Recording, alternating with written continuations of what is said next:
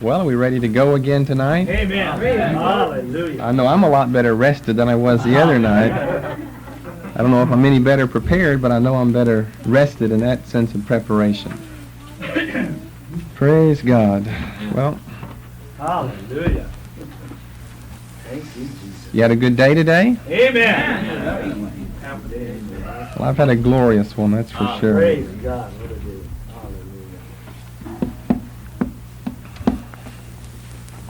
Hallelujah.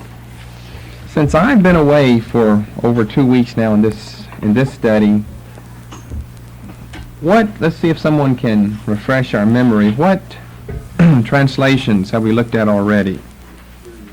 Okay, Syriac. What do we include under Syriac? Under Syriac. What was the first one? Old Syriac Gospels? What's between those two? Tatians, Diatessaron, then the Peshitta, Harclean. What's between those two? Philoxenian, Harclean, Palestinian, and George Lamsa. Okay? You're familiar with those terms. And then what's the next group? Coptic, which means what to us? Egypt, Egyptian. Okay, what did we discuss as far as dialects under Coptic? Sahidic, Baharic, Middle Egyptian. We have 3 under that. Akhmimic, what comes first? Fayumic, Akhmimic, and Samachmimic. Very good. Very good for a few of you anyway. And most of you are throwing in something every now and then. Okay, so where we've been, I'm gonna do some more geography like I like to do up here. But before I do that, first of all, we were way up over here in Syria. We kind of discussed how Christianity went from Palestine up here to Syria. That's our earliest receptor language for translation of the New Testament. Secondly, we've come down here to the Coptic dialects. We've listed 5 of those, the Egyptian language. Now we're going to be moving in this territory.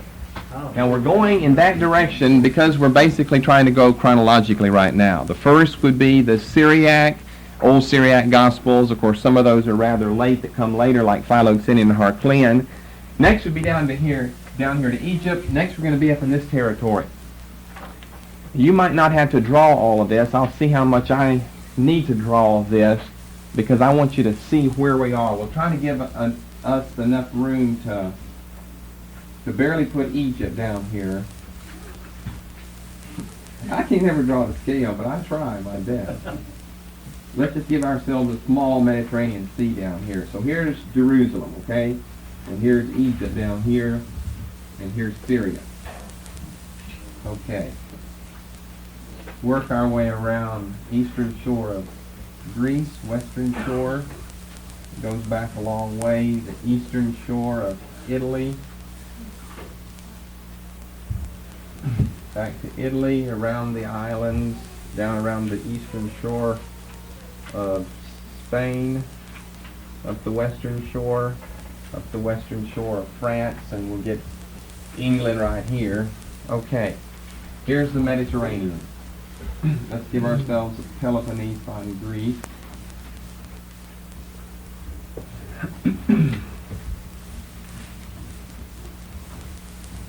Let's give ourselves this huge Black Sea. We have the Bosphorus Straits, the Dardanelles, this connects. You have Istanbul there. Okay, we don't really need all of this, but I go pen crazy once I get going, don't I? Here we have Portugal. Here we have Spain. Here we have France. Italy, Greece, Turkey. Greece would go something like, we're talking about basically modern times right now, something like this, and this little portion is still part of Turkey.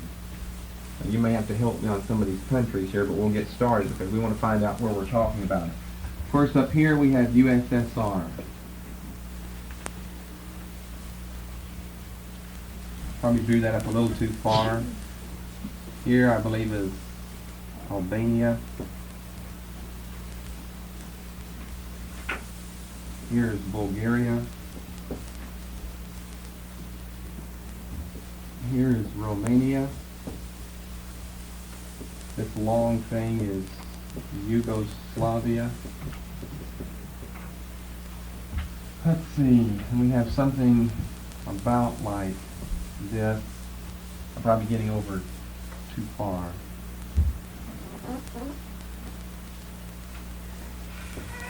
Hungary.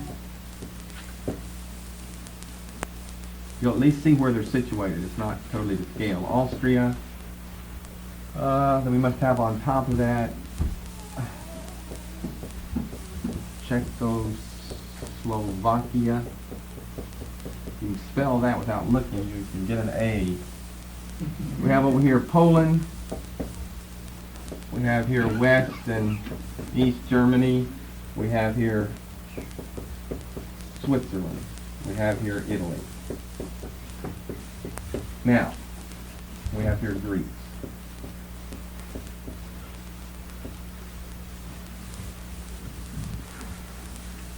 And this will be important as the Black Sea.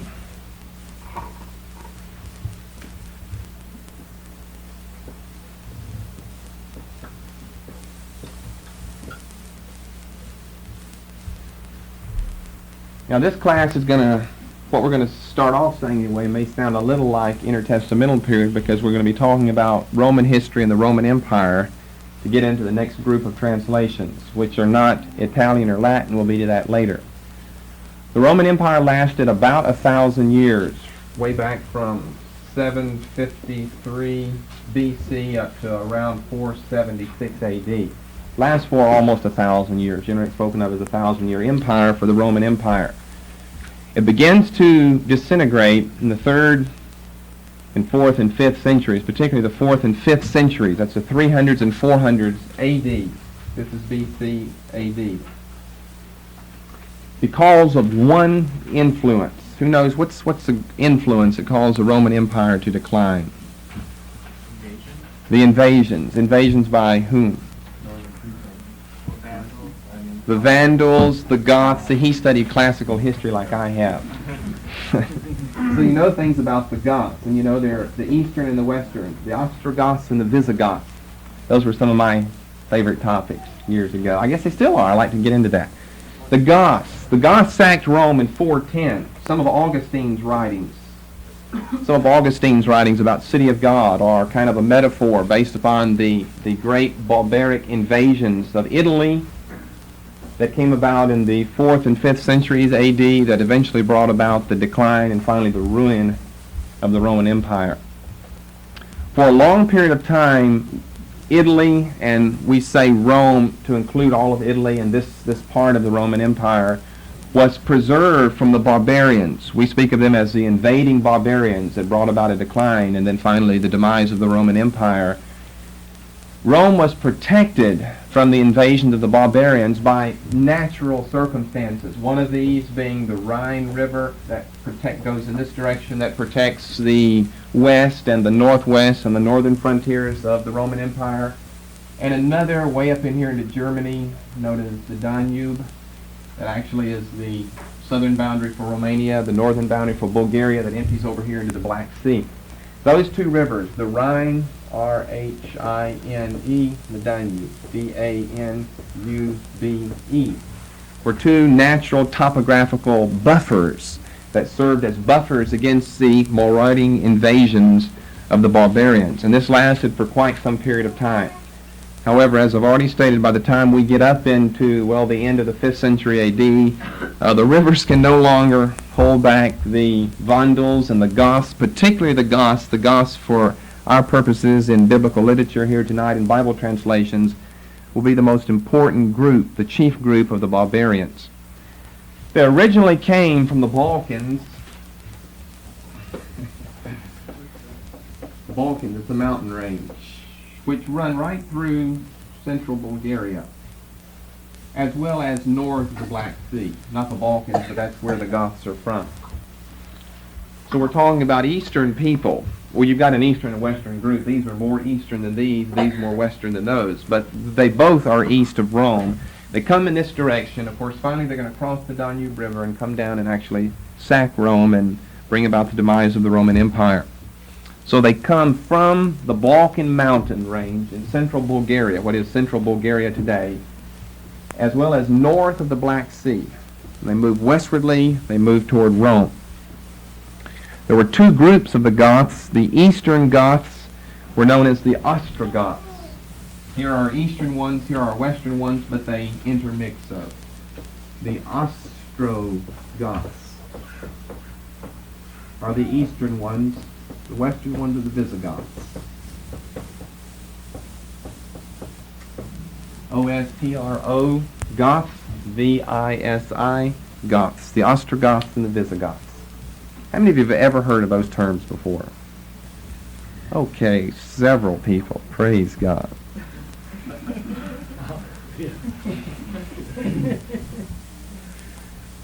That may look a little confusing, but remember we've added things there. I didn't put all that there to start with, and we probably will have more to add. The Visigoths are Western Goths. The Visigoths were the first ones to be evangelized, probably in the 3rd century A.D. And then we can ask the question, by whom? Well, we've seen the spread of Christianity from Palestine up here to Syria. We already know about, from just the book of Acts, we know about this from our studies here in biblical literature to give us an introduction to the introduction of Christianity into Syria, thus necessitating the translation of the New Testament into Syriac tongue. We already know about from the book of Acts, Paul's travels all through Asia, Paul's travels in Greece, Paul's travels in Italy, maybe Paul's travels over here in eastern Spain. So we've got Christians established in all these provinces here. Galatia, Asia Minor, Cappadocia, all of these provinces are found here. Today it's Turkey, then it was Asia. We've got Christians over here in Syria. We don't know exactly which of these two groups, if any of these, maybe it was someone else. We don't know which of these two would have been the ones to evangelize the Goths here. Perhaps Christian groups that were established by the travels of the Apostle Paul and maybe other apostles down here in Asia. We do know it took place somewhere in the 2nd century A.D. because of this one line of evidence. The Visigoths, were represented by their own Gothic bishop at the Council of Nicaea.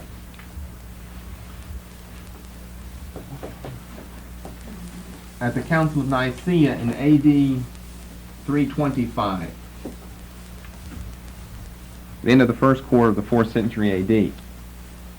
That's in the 4th century, so they had to have been evangelized in the 3rd century to give time to have Christian groups established and actually have a national bishop that would represent the people at the Council of Nicaea.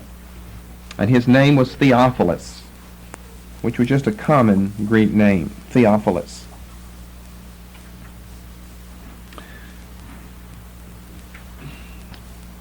The Visigoths here of the west shared their Christianity with their brothers, the Ostrogoths of the east, thus eventually evangelizing both Gothic groups of people, those west of the Black Sea and those north of the Black Sea, those found in the Balkan mountains, the central Bulgarian mountain range, and those north of the Black Sea.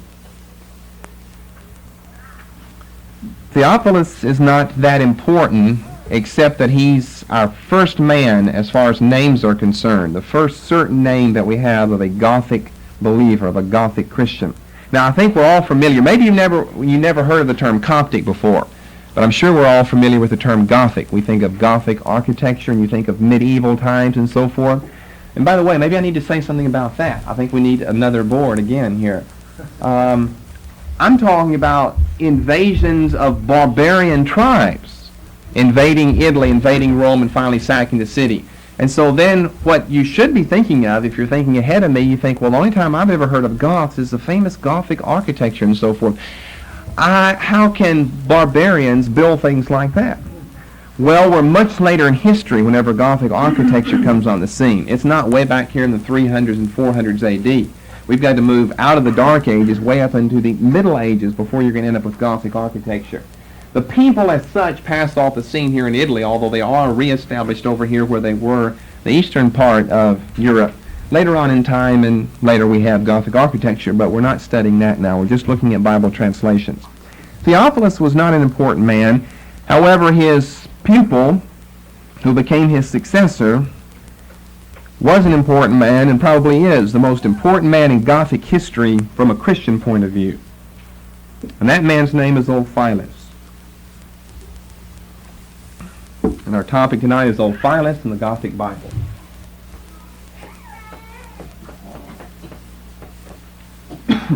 Ulfilas, Ulfilas.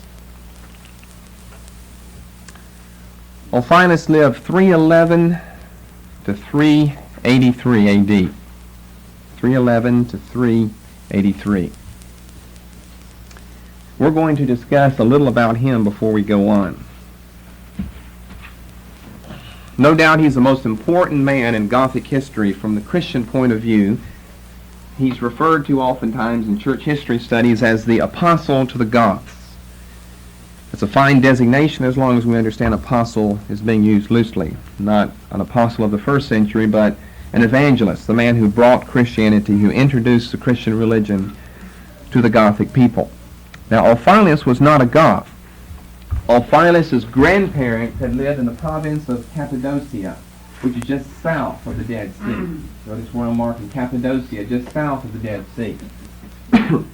However, his grandparents were deported from Cappadocia up here to the Balkan Mountains in central Bulgaria, and thus into the Gothic people, in the year 264 AD.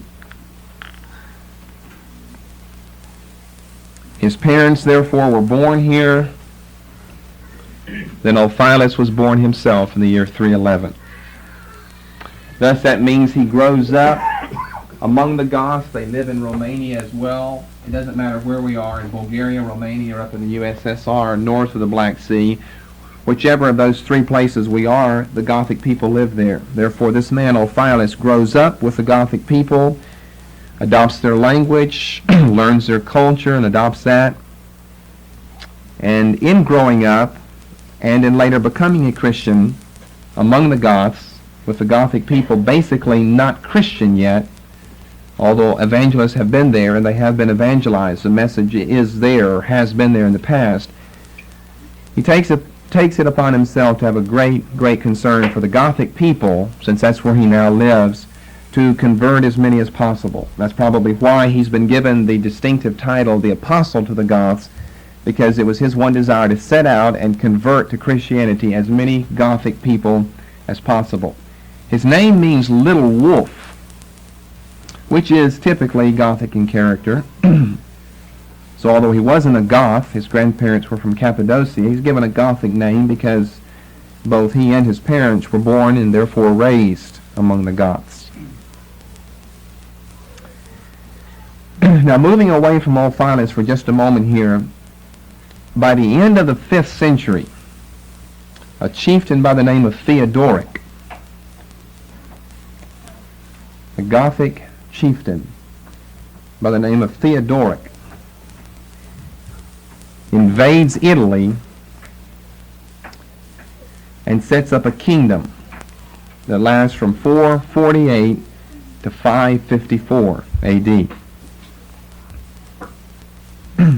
The earlier invasions of the Vandals and the Goths are over with, but here's another invasion of the Gothic people under their chieftain Theodoric, who sets up a kingdom which lasts for 76 years, from 448 to 554. They already had one in Spain. A kingdom had already been set up in Spain. Eventually, the Goths in Italy, particularly the Ostrogoths, die out, perhaps by the middle of the 6th century. The end of Theodoric's kingdom, of course. And these survivors of the race that are left in the country are scattered. Most of them go back eastwardly. Their language disappears without a trace. Therefore, of course, it's referred to as a dead language. The Gothic language, Gothic architecture is with us. The Gothic language as a spoken language disappeared without a trace. It's never been heard since that time, 1,500 years ago. Now, let's talk about the language. It appears, according to tradition, that until the time of Ulfilas, the Goths, particularly the Ostrogoths, only had a spoken language. Way back in the very beginning of biblical literature, we discussed methods of communication, and a spoken language would, of course, come prior to any elaborate written language. You don't really have the need to write. You don't have, written marriage contracts, sales receipts, a deed of purchase. You don't have any of that. You live with the people because there's no travel, there's no communication, there are no telephones, there's none of this, there are no typewriters, and no pens to write letters, and so there's no communication from one point to another. The people with whom you communicate are the people with whom you live. And therefore all you need is a spoken language and not a written one. That's only according to tradition, but that's probably true, that until the time of Ulfilas, the Gothic people were absent in the area of being spoken for a written language. Whenever he comes on the scene, he's born in 311, he's raised there. Whenever he comes to manhood and maturity, he's converted to Christianity. Exactly when in his life we don't know, but it probably was early in his life, since he did live a long time and he did accomplish quite a bit, being the former pupil and then successor to Theophilus, the first Gothic bishop we have record of. He set out to reduce their spoken language to written form.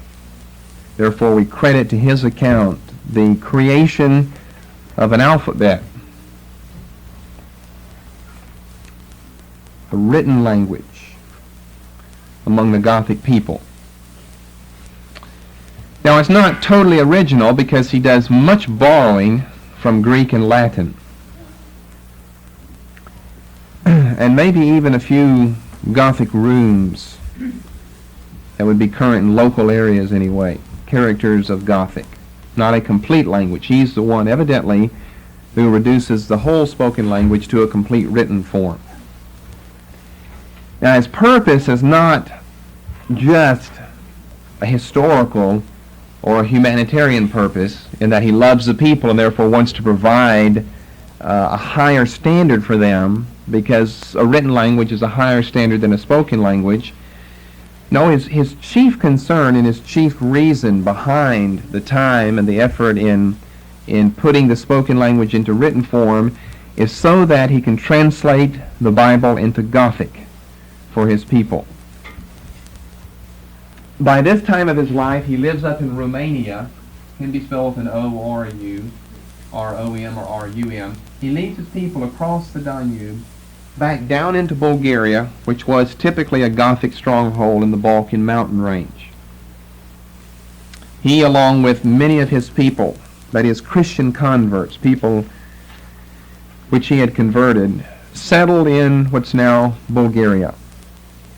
And it was in Bulgaria that he actually translated the Bible.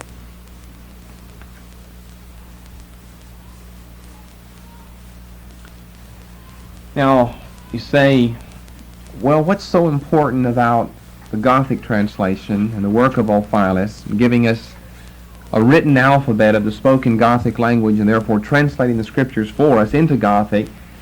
I guess we could sum it up in saying that's because Gothic is a representative of the Germanic or Teutonic family of languages, of which English is also a part.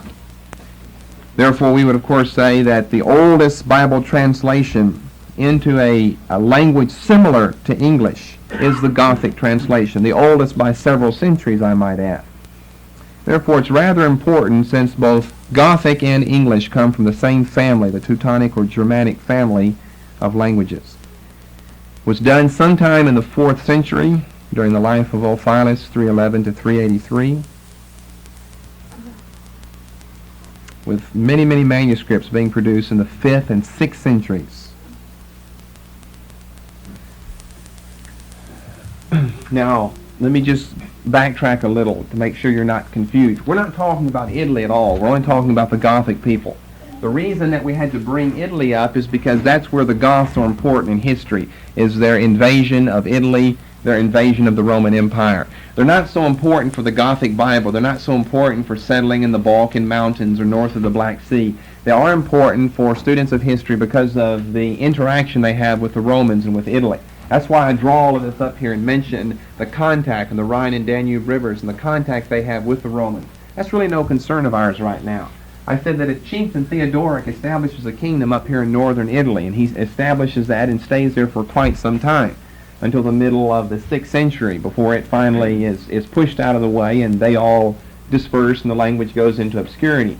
That's not important. What's important is this territory, the USSR, through Romania, down through Bulgaria, where the Gothic people were. Gothic architecture and Gothic everything comes from these people that originally were based in this area. There were writing schools established by Theodoric in northern Italy whenever he established his kingdom in 448 AD. And many of the manuscripts produced in the 5th and 6th century AD were produced here in some of these writing schools. But probably the most important ones would be produced back in the local territory of the Gothic people in Bulgaria, Romania, and just north of the Black Sea. Many of them produced, very, very, very few survive. Here are the statistics. About 280 pages. That would make one book. About 280 pages of written Gothic material exist, and that's all. Spoken language has long since passed off the scene, and the written language almost has. Would you like to estimate how many pages of the English language is extant? Or the Latin language, or the Greek language, or even the Hebrew language? Hebrew's a lot older than Gothic here. Only 280 pages of Gothic written material exist. Almost all of it, with the exception of 7 pages, is of New Testament material, which shows they certainly were a Christian group of people. They became a Christian group of people.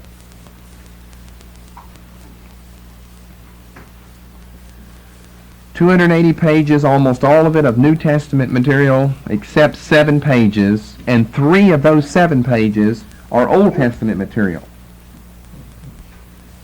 That only leaves 4 pages out of 280 of extra biblical work. Now that's some interesting statistics there. There's people that we all have heard of and we've seen in the movies or something, old scary movie, you see Gothic architecture and castles and ghosts and goblins and all of this. That they only have 280 pages of written material that exists. And what's more interesting to us as Christians is that almost all of it is Christian material, not Old Testament, but New Testament Christian material, all but 7 pages. And of those 7 pages, 3 of those are of Old Testament material. So we're down just to 4 pages of extra biblical material.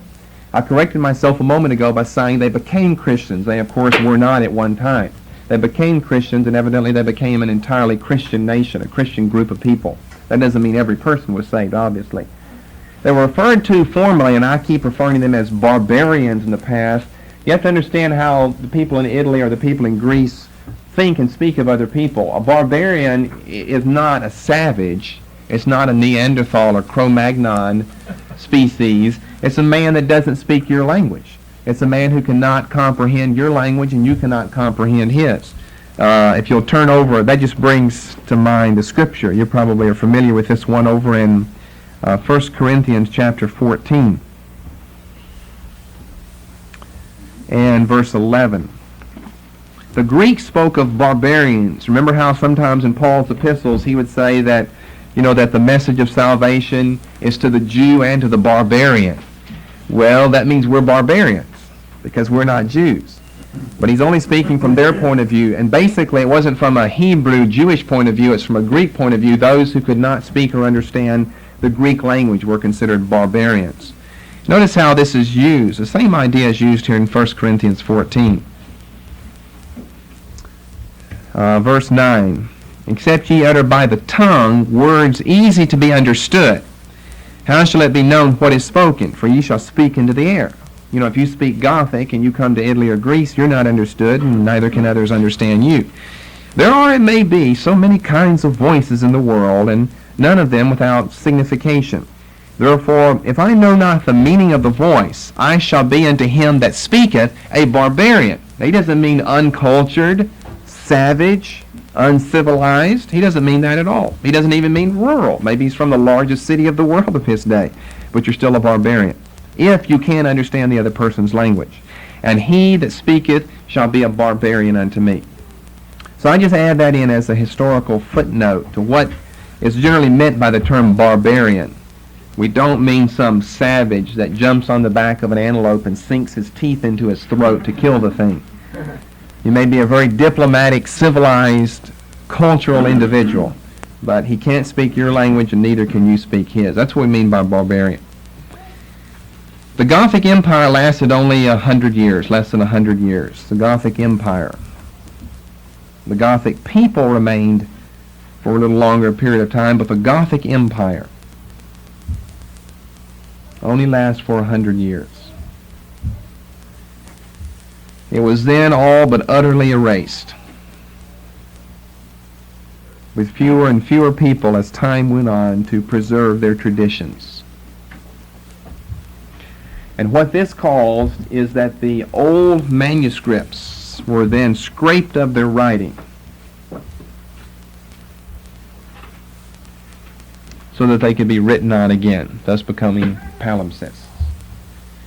That's the explanation why we have so little Gothic written material that's extant today. You have to remember that parchment during that time was a very, very valuable commodity. And if you overran the people, you would take their manuscripts. It's not like Egypt where they're preserved well down here. It's in all of this humid, moist climate up here where they're not preserved very well. It's not a dry climate like Egypt. So they're not just going to be preserved if it's just stuck away somewhere. Someone's going to get the manuscripts. Those that they don't get, they'll just disintegrate and go back to dust. Most that they do get will be scraped of their former writing, which would probably be Gothic translations of the New Testament, maybe some of the Old, maybe a little bit of extra biblical material, and then turned into a palimpsest, as we know technically, because they would be used again by others to write some other message on the parchment. Okay, let's get into the manuscripts, what we know about the manuscripts that do survive. 280 pages of material, all but 7 of the New Testament. 3 of those of the Old, just 4 of extra biblical material. We have fewer than 10 manuscripts. Fewer than 10. Obviously, they can't be very long, with only 280 pages total for the material that exists. Fewer than 10 exist. All but 2 of these are palimpsests. So maybe we have 6, 7 palimpsests and 2 that are not.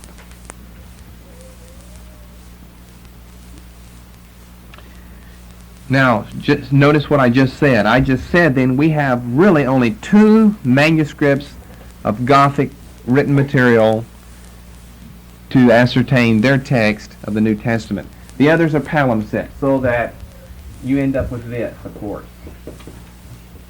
And what does that say? Well, you have to read underneath the writing that's now on top of that. Most of the manuscripts that exist are palimpsests. Therefore, they're not that reliable because it is so difficult to get behind that word. So you know what's behind there because you saw me write it. But otherwise, well, you would eventually work it out. But then what if I had this also on top of it? Wrote another word there. And some were scraped off more than once. You could scrape that writing off and just write again. And then what's another word we'll put up here? Now it's getting more difficult. That still could probably be read, but it would take a lot of time and or an expert in order to decipher this and find out which is on top of the other. That can be done. You can just look at that. You can still see the letters there. The more you write, or the sloppier the person writes, the more difficult it will be to read and to understand. It's from a Byzantine type family, the manuscripts that exist. From a Byzantine type family. Therefore, for textual studies, Gothic manuscripts are not that important. You don't find that many references to the Gothic Bible.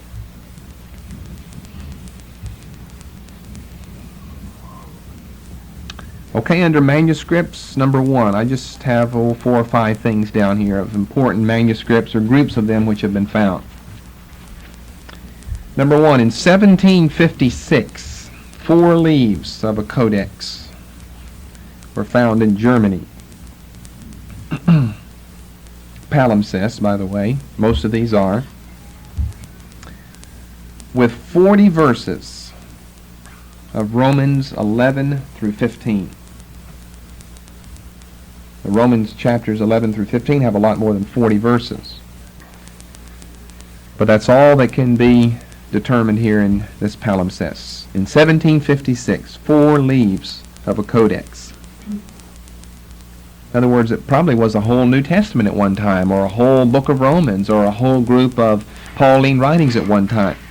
Now all we have are 4 leaves, and what we can read are 40 verses of Romans 11, chapters 11 through 15. Then in the second place, in 1817, 4 codices were found in the Ambrosian Library of Milan.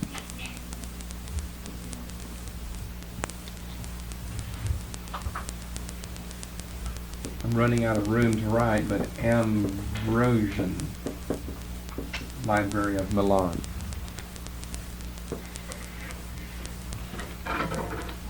Now here we're talking not about 4 leaves, but 4 codices here. 4 codices found.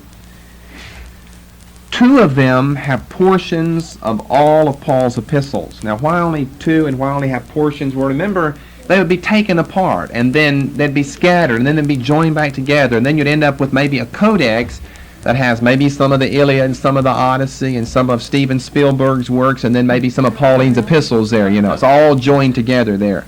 Now, it wasn't that way originally, but it ends up that way over a period of time. So 2 of them have portions of all of Paul's epistles. 2 Corinthians is complete. It's the only one that's totally complete. 2 of these 4 codices have at least portions of all of Paul's epistles. Now that's not counting book of Hebrews, because maybe the book of Hebrews is not Pauline. 2 Corinthians is complete. The third of these 4 codices has parts of Matthew, chapters 25 through 27.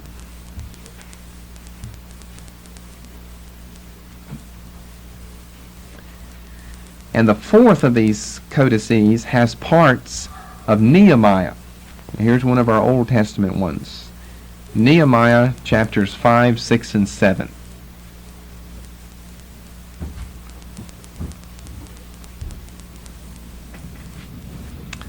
Okay, number 3 under manuscripts in 1866. We could just go into much boring detail. We're just giving you the highlights, some of the dates and what's been found. In 1866, another codex was discovered, this time in Italy, with portions of Galatians and Colossians in Gothic.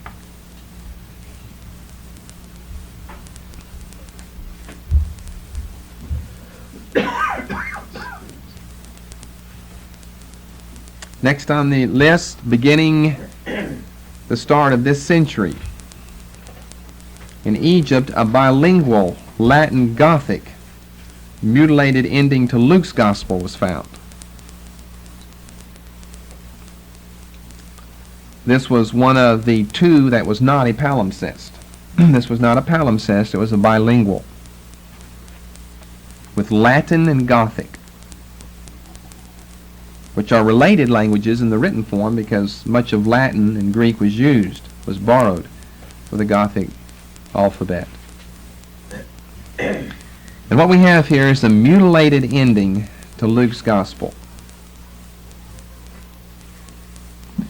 We have Luke 23, verses 11 through 14, and chapter 24, verses 13 through 17.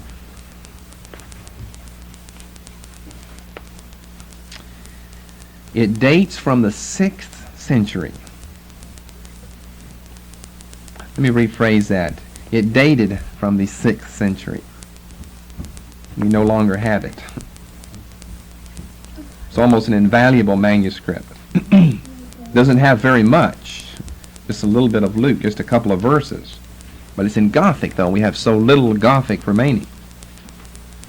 Dates from the 6th century. Now, the translation of the Gothic Bible is made back in the 4th century. So we're only 2 centuries, or maybe as little as 102 years, almost just 1 century.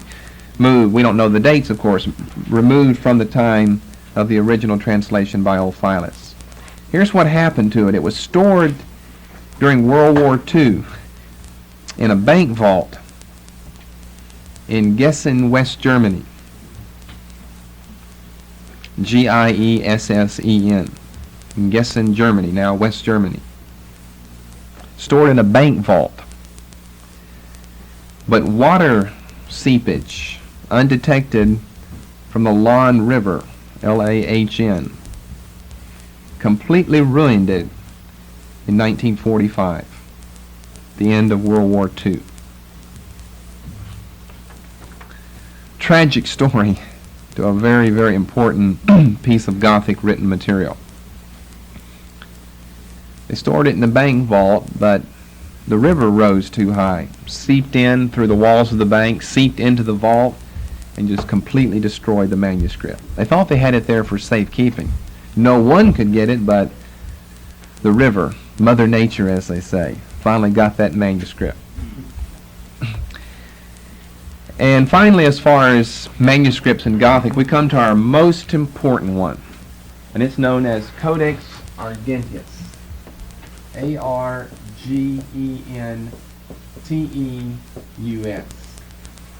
Argenteus. Codex Argenteus. By far, this is the most important manuscript for Gothic material. Some people have even said it's probably one of the most important of all ancient manuscripts. Originally, it had 336 leaves. Surviving today, we have only 188. That's almost all of the 280 of Gothic material. Most of it, 2/3 of it, exists right here in this one Codex Argenteus. Originally it had 336 leaves. Today it has 188 leaves of the 4 Gospels in the order of Matthew, John, Luke, and Mark. Of course, you're learning through this study that our English order is not an inspired order. It's been seen different ways throughout history among different groups of people. Matthew, Mark, Luke, and John is our way. This way is Matthew, John, Luke, and Mark. Now, we're going to give you some of the interesting history behind this. It's a quite romantic and detailed story behind the perils and the final preservation of Codex Argenteus. Things happened yet similar to the earlier one that I just mentioned, the bilingual manuscript, but unlike that one, thankfully, this one was not ultimately destroyed. It's written on purple parchment with silver ink. It's one of the most beautiful manuscripts in the world. I don't have all those colors up here with me, but you just picture that. You're reading with a purple background, and the engraving on it is in silver. And it's known as the Silver Codex, as its pet name. The Silver Codex. Now, of course, the parchment would be dyed purple. You can get dye from shellfish in the Mediterranean. Remember Lydia in Acts 16 was a seller of purple. You can't sell purple. Purple is a name, but you can sell purple dye, though. She was a seller of purple dye. Comes from other places, but that's the chief place. Came from shellfish in the Mediterranean. But anyway, it would be dyed purple. That's how you get it purple. I mean, that's the way we make colors today. You dye your garments a certain color. They don't start off that way generally. Written with silver ink. Now, sometimes we have gold ink in the manuscripts, and where we have this is the first 3 lines of every gospel. Matthew, John, Luke, and Mark. The first 3 lines across the piece of parchment are written in gold letters, and the rest are written in silver. Now, here's an interesting theory why this is so. I mean, Do you think that John Smith made that for his son-in-law Bob? I doubt it. It's too expensive. It's too valuable. Why was something like that made? Maybe for royalty. Maybe to present to Theodoric, some have suggested, the king of the Gothic Empire in northern Italy. That's just a hypothesis, but although it may not be true as far as the name being King Theodoric, it had to have very, very great significance behind it to be produced with silver ink on purple parchment. So it's a guess that it may have been produced for royalty and perhaps for King Theodoric himself. It was written back in the 6th century. The 6th century AD. The silver ink has now oxidized to such a degree it's very, very difficult to read. But it's been known for several centuries, and the text is fairly well established. The Gothic text is fairly well established. Today it's almost impossible to read. The silver ink has oxidized so much. Here's some of the history behind it, which I said is romantic and interesting. The first 1,000 years of its existence, let's say from 500 to 1500, the first 1,000 years of its existence are veiled in obscurity. So we'll begin with the middle of the 1500s. During the middle of the 1500s, it was spotted by some travelers in a monastery in Westphalia.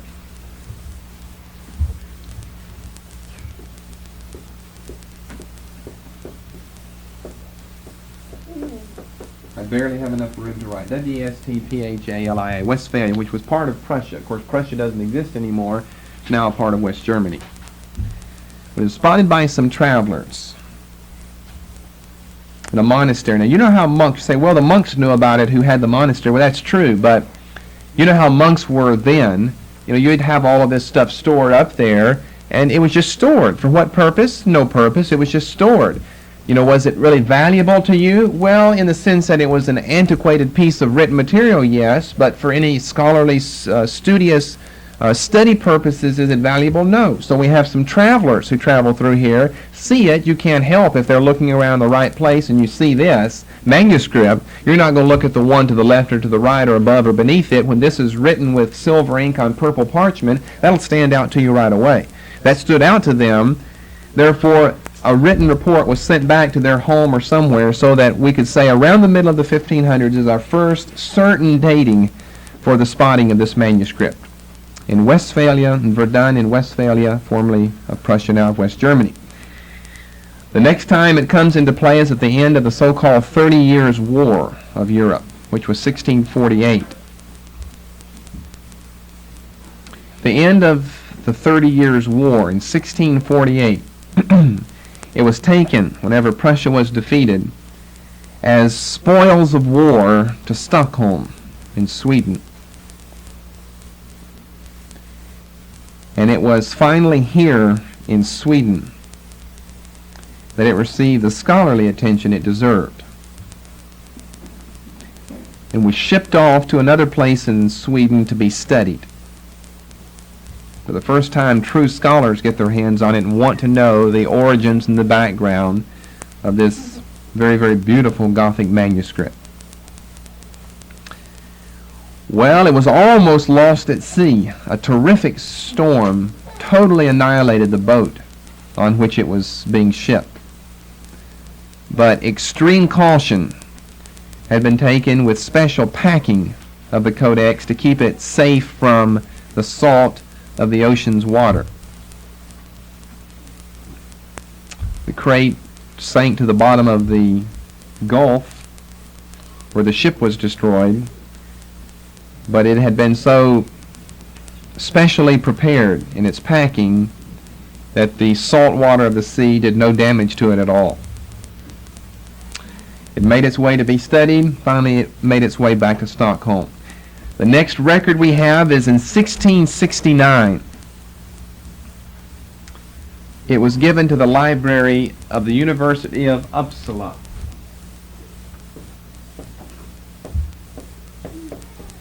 Also of Sweden, Uppsala. In 1669, it was given to the library of the University of Uppsala. Then we have to skip to 1821. These are the only records we have of this manuscript. What's going on in its history? Meanwhile, we really don't know. Probably for many of these years, it was just kept right there at the university, the library of the University of Uppsala. However, between 1821 and 1834, 10 leaves of the Gospel of Mark were stolen by a thief. Between 1821 and 1834, 10 leaves of Mark's Gospel were stolen. But in 1857, the thief in a deathbed confession told of what he did, and the leaves were restored.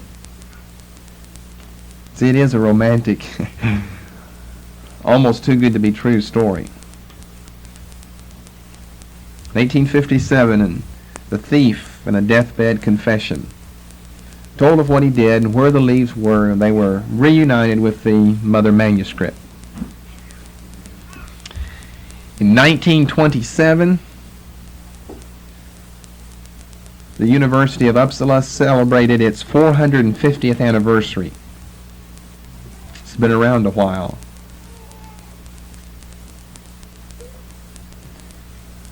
And here the manuscript was for the first time put on public display. I don't know if any of you were there whenever that happened. If you've got any photographs, you can let me know.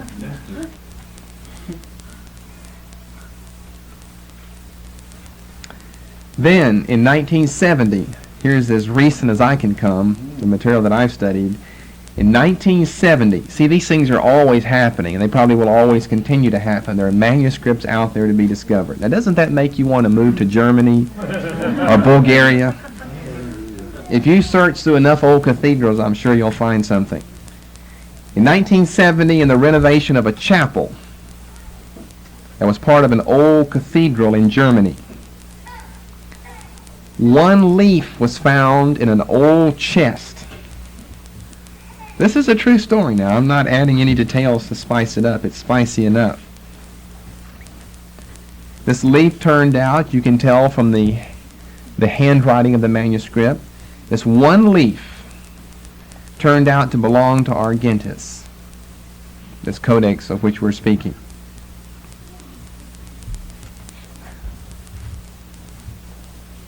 That was in 1970, the renovation of a chapel that was part of an old cathedral in Germany. And you know what that one leaf has?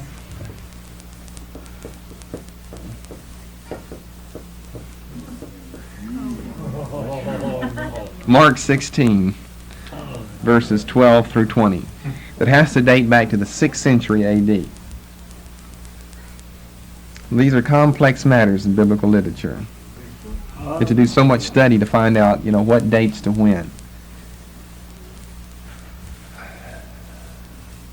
I don't mean to imply anything by that. I just mean to say that's very interesting. That we've got Mark 16, the end of that chapter, the so-called long ending there, dating back to the 6th century A.D. So just remember that. We've got Mark 16 in the so-called Silver Codex, although I still wouldn't base anything on those verses in Mark 16. In 1986, Brother Ross taught about it, so that's about as recent as we can go. I don't have anything more recent than tonight or than 1970.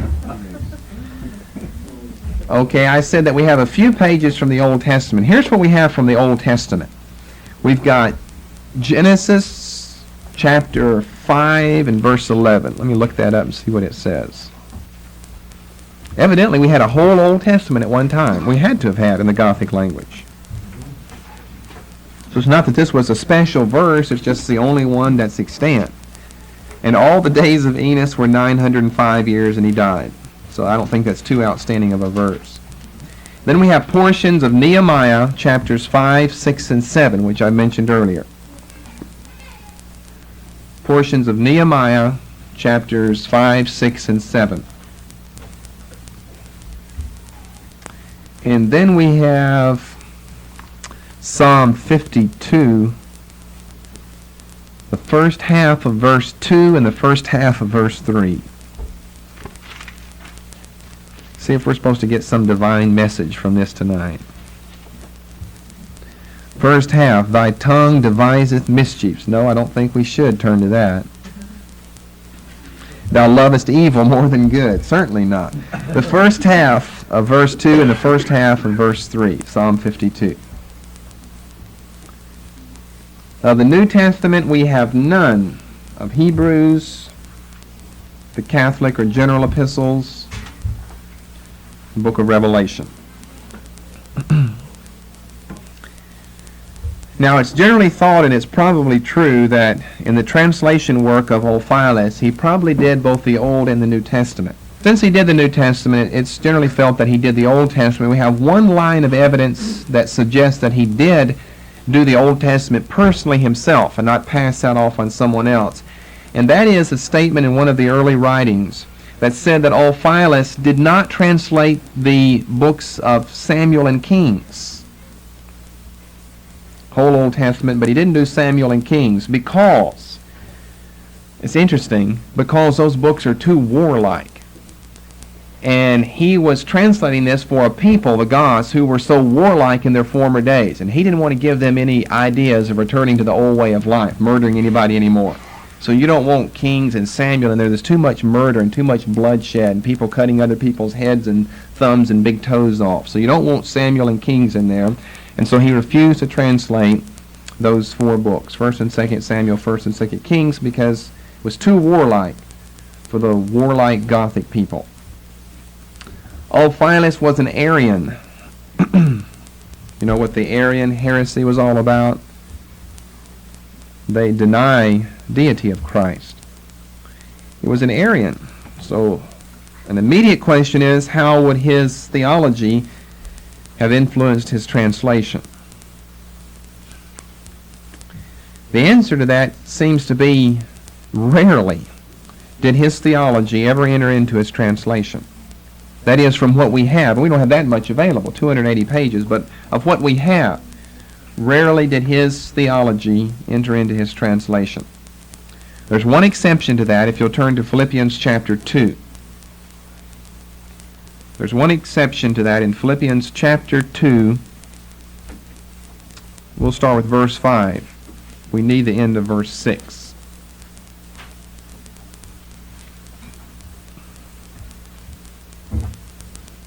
Let this mind be in you, which was also in Christ Jesus, who being in the form of God. This is known as the Canonicity passage of Paul.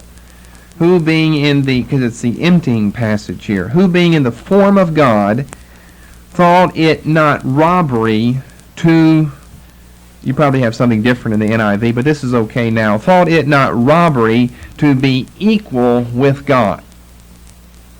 Well, to be equal with God is to be divine. That speaks of his divinity, of his deity. That makes him God then. That makes him on the same level as God. He thought it not robbery to be equal with God. Well, in the portion of Philippians that we do have preserved of the Gothic text in the translation of Ulfilas, what we have here is he thought it not robbery to be similar to God, which is probably an Arian carryover. The Arians deny the deity of Christ, that Jesus Christ is of the same essence and the same nature, and therefore God as the Father is God. Who being in the form of God thought it not robbery to be similar to God. But you see, I suppose a statement like that could be said of us as Christians. We are similar to God. But that doesn't mean that, it still means that we're a long way from God. It by no means means that we are equal to God. So similar to God, it's really a watering down of what Paul said, that Jesus Christ thought it not robbery to be equal with God, because he was equal. For us, it's another matter, and therefore to call us equal would be heresy. To call him similar would be heresy. He wasn't similar to God. He was equal with God. He was God. Okay, limitations. We're almost through. Limitations for the Gothic text. It's very, very literal.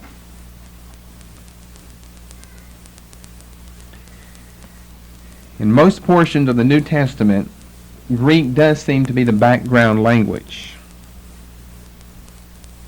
maybe Latin in other portions, but for the most part it seems to be Greek.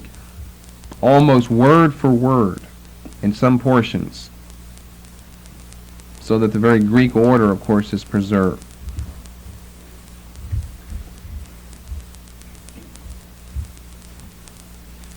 Now, one thing that's good, you say, well, why is that a limitation to be very, very literal? Well, we've discussed that before in translations. To be literal to the point of preserving the syntax and order and everything can be disrupting when you are a receptor person trying to read it in the receptor language. The one thing that does, of course, tend to cause to happen, and it did cause this for Ulfilas, is that he strives for uniformity. That is, if it's going to be strictly literal, you try to use the same word as the translating word for every term that you're looking upon in Greek. So it is uniform. We could say that much for it. But in some senses, that would still cause it to have limitations. It's so literal and it's so uniform that you can almost guess the Greek word behind the Gothic term. That's how literal and how uniform it is. You can almost, if you know Greek and Gothic, which I don't know Gothic, but you can almost guess the Greek word behind the Gothic term that's used because it's so literal and it's so uniform. Okay, that leaves us with one final thing, abbreviations. We don't have many to go because we don't have all of these dialects, Sahidic, Bohairic, Middle Egyptian, Fayumic, Achmimic, Sub-Achmimic. Neither do we have all the various ones of the Syriac group. We have Evangelist, we have some of Acts, we have some of Pauline, so it's an EAP. It's a GOT, H, and it's the 4th century. Kind of the way we've listed these things for you before. We have some of the evangelists, Matthew, Mark, Luke, and John, although not in our order. We have some of Acts. We have representatives of all of the Pauline epistles, 2 Corinthians being the only of those complete. I guess we could say 2 Corinthians, maybe that's another note, 2 Corinthians being the only complete book, Old Testament or New Testament or any extra biblical work, the only complete book in Gothic, in the Gothic language in its entirety that exists is 2 Corinthians, one of the Pauline epistles. We don't have any of the C Catholic or general epistles. We don't have Book of Revelation. You generally see it as G-O-T-H, a small G at the bottom, and a critical apparatus, the bottom of some commentary and footnotes where they're referring down to that. You'll see it as G-O-T-H, and you probably won't see anything else with that. Not like we did with our sub-achmimic with the little 2 up there above it and all of this. You won't have to find all of that. It'll be quite different. The date is back to the time of Ulfilas, who lived most of the 4th century, so it dates back to the 4th century. Okay, do you have any questions on that? Let's see where that leaves us with our outline. I meant to turn to that earlier.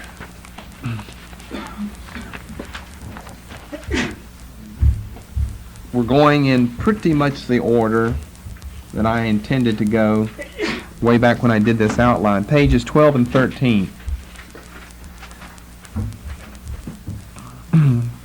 Page 12, down there near the bottom of the page, we see Group 3, Syriac. Of course, I just have a couple of things listed there. I didn't know we would go into so much detail. The Old Syriac, I have that down because they're most important, because they're the earliest receptor ones.